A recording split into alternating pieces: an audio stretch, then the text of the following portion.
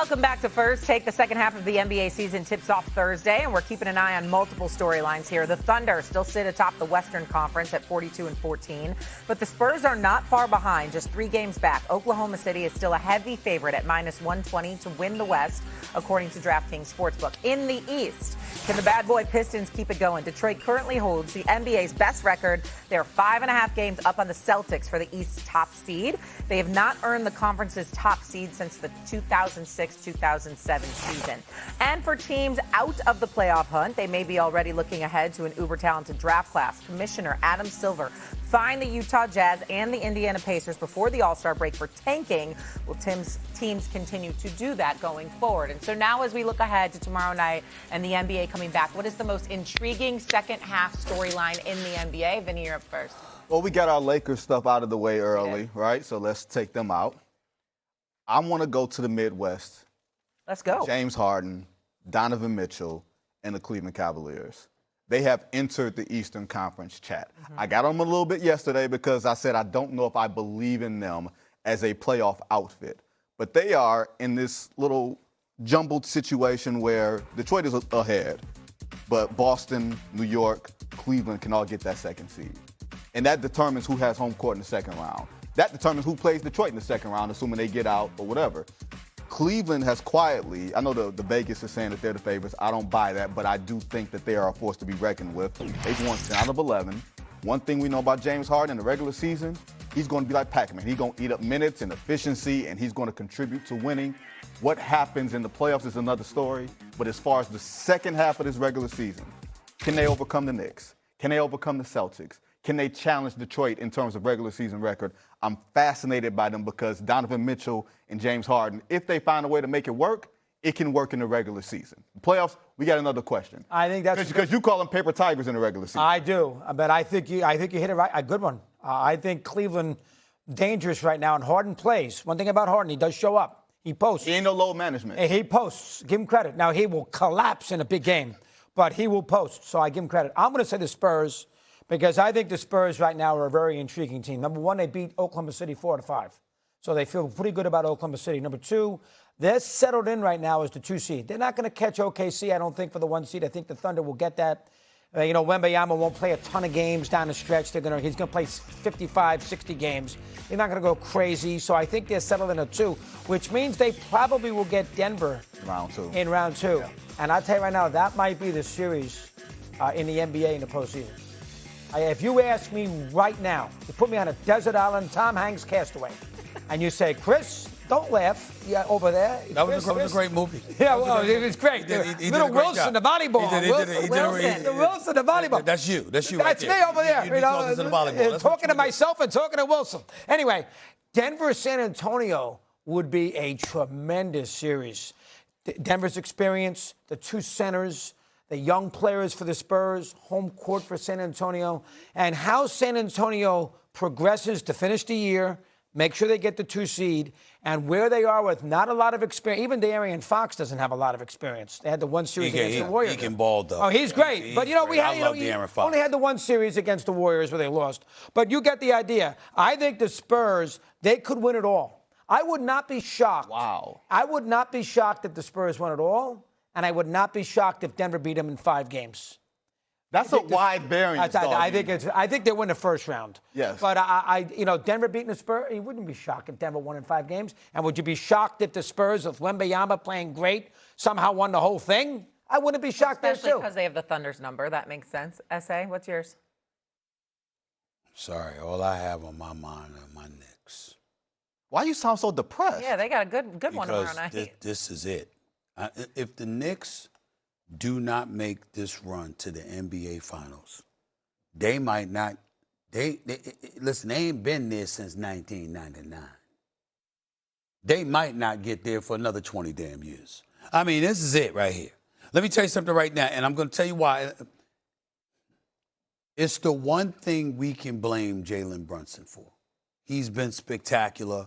What a welcomed addition, a superstar, one of the greatest New York Knicks ever. But it's his fault that they gave up 5 first-round picks to get Mikal Bridges. Because I got news for you. If you didn't give up that many, you'd have had Giannis this past summer. You'd have had him in New York. you'd have had him. And you didn't have the assets to get him. Because Jalen Brunson, on the good side, he signed a year earlier. Had he signed a year later, could have got another $100 million in his pocket, whatever. No. I want y'all to go get my boy. But you also got to stop them from mortgaging the farm to get your boy. You got to be able to say, you my man, I love you to death, bro, but you ain't worth 5 first-round picks. We need some more. I want you on the team with me, but we can't give up 5 first-round picks for him. That's what Leon Rose decided to do, no doubt appeasing Jalen Brunson. There was nobody on the basketball planet. You cover the league on a day-to-day basis, my brother. You understand what I'm saying? I used to. Thank God I ain't got to do that no more, right? You tell me one person covering the NBA that looked at Mikal Bridges, who we all respect. Iron Man shows up to work, good for 18 to 20 a game, can ball. The $150 million is no big deal. Yo, that's today's market value. We got that part. It's those 5 first-round picks. You should have never gave that up. How you going to eclipse Detroit? How you going to eclipse Cleveland? What about when Tatum come back with Boston? I'm talking about next year.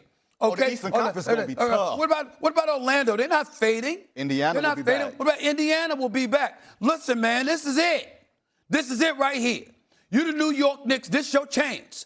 You can't find a way to offset Harden's arrival and the momentum that Detroit is bringing in your way to get to the NBA Finals, and instead you get derailed. When we going to look forward to seeing the Knicks again? Deep into the playoffs or representing the Eastern Conference. We're going to see him in the Eastern Conference Finals. I'm very, very worried. I'm telling you right now, this is your opportunity. It's now. It's now. You don't do this now, I have no reason, zero, to be hopeful that the New York Knicks going to get to the finals in the foreseeable future. This is it. Period. Well, they have an opportunity to do it on Thursday, obviously, against the Pistons with 2 of their best players out. As you said, they need to make a statement in that game. Plus, I hate to bring it up, but when you fire your coach last year because you're short of an NBA Finals appearance and you haven't won, and now you're in the situation where maybe you don't finish the full season, the noise is going to be even louder. They didn't fire Tibbs because they came up short. They fired Tibbs because they wanted to. That's right. They didn't fire Tibbs because you failed. Dolan wanted to. No, it's not just Dolan. Oh, it's not just Dolan. The players too. The players complain too now. Listen, when Mikal Bridges is accustomed to playing 75-plus games a year, never, ever, ever complaining in his career about minutes, and says, yo, man, we need some rest. You understand? When you seen arguing with Tibbs during the timeout, when you see players sitting up there saying, man, somebody talk to him. We need a break here. Tibbs, I love Tibbs. Tibbs is a great coach. I miss him. And I respect the hell out of Mike Brown. Happy he's here, too, so it's a double-edged sword there. But you're Tibbs. You coached in Chicago. You coached in Minnesota.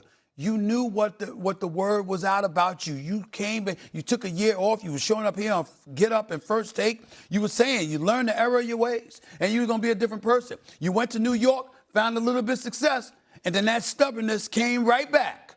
And you showed yourself to be that same dude. That's why Dolan got ticked off, but he wasn't the only one. Dolan is not going to get ticked off if the players ain't ticked off. You understand?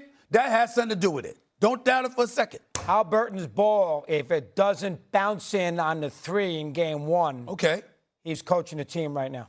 Okay, because they would have won the finals. They would have went to the finals. So that's why the minutes thing is completely overblown to me. The ball bounced in. You're looking for Don Nelson, he 69. was gone, period, doggy. He was gone. It did not matter. Oh, not if he got to the It did not matter. You couldn't have fired him if he got to the final. You couldn't have done Dolan? Dolan? No, Dolan. I'm talking about Thibodeau if he got to the final. You know what I'm saying? But if Dolan would have fired him. If he got to the final? I'm saying, so when you say Dolan can't do something, this is Dolan. Well, I know. He can do anything he wants. I don't think he would have done You fire someone because you want to, not because of a result. A man would have fired him and played the guitar. I don't trust and played the guitar as he was walking out the door. That's what he would have done. Thinks he's Glenn Fry. If they fall short of the Eastern Conference Finals this year, the noise is going to be even louder because of all that, is all I'm trying to say. Let's go to baseball now because the MLBPA executive director, Tony Clark, resigned after an internal investigation revealed an inappropriate relationship with his sister-in-law, who the union had hired back in 2023. The internal inquiry came after a federal investigation into the